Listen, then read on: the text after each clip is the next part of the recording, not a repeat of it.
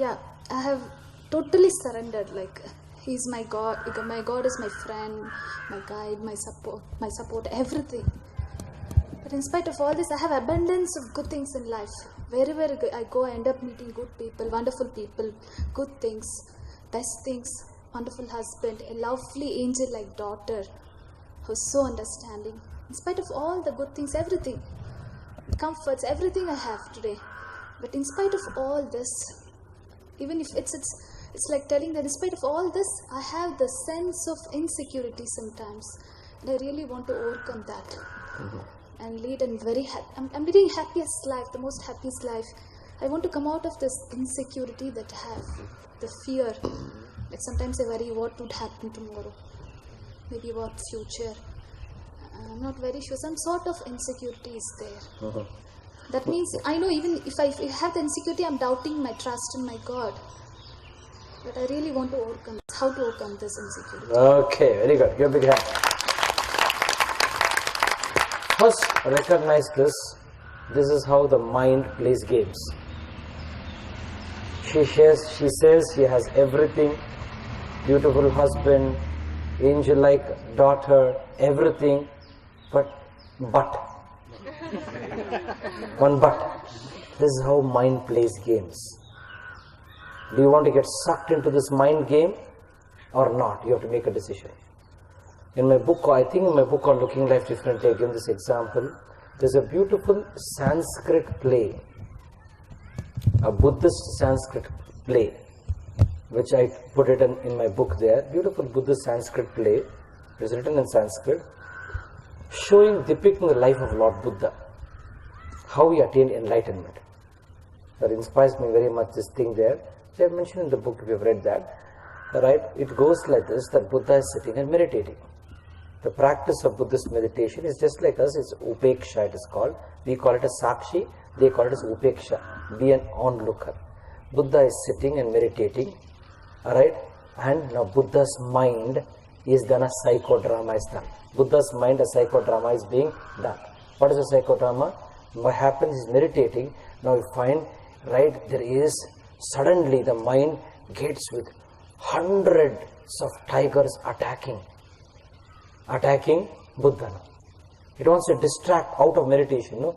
Closing the mind takes the form of 100 tigers attacking. Buddha just becomes a witness. It knows it's a mind game. Right? Now the same mind goes, is thousands of peacocks dancing in front. Gives you a pleasurable game to distract Buddha's meditation and get involved in the mind game. Mind can go in sorrow, mind can go in pleasure to distract you. Buddha still continues to be witness.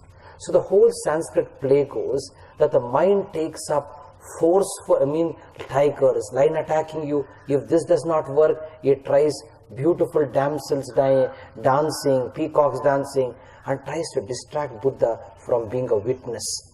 The mind plays these games because the mind wants Buddha's consciousness to get sucked into this samsara called the mind.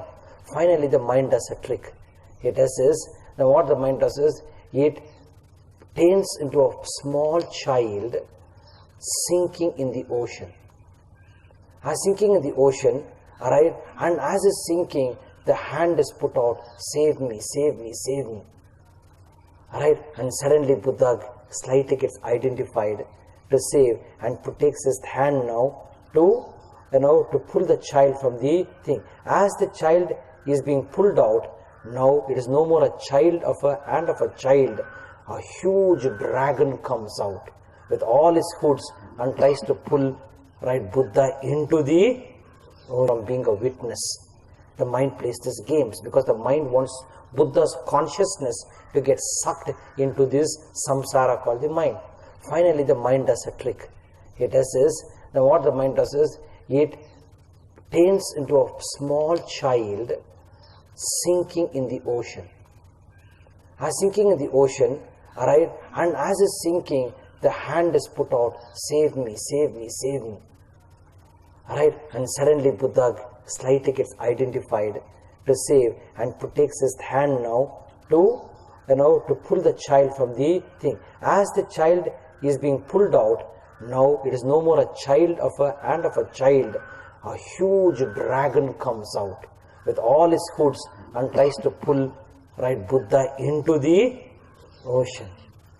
Right, and Buddha realizes, aha, this is how the mind is playing, and again becomes a witness, upeksha. And now the child again comes back, the dragon becomes a child, says, save me, save me. Buddha is just a witness, doesn't participate. And the child goes into the ocean and dies. And then comes out, right from the ocean, as Buddha's enlightened mind. It comes out of Buddha's enlightened mind. The whole play ends.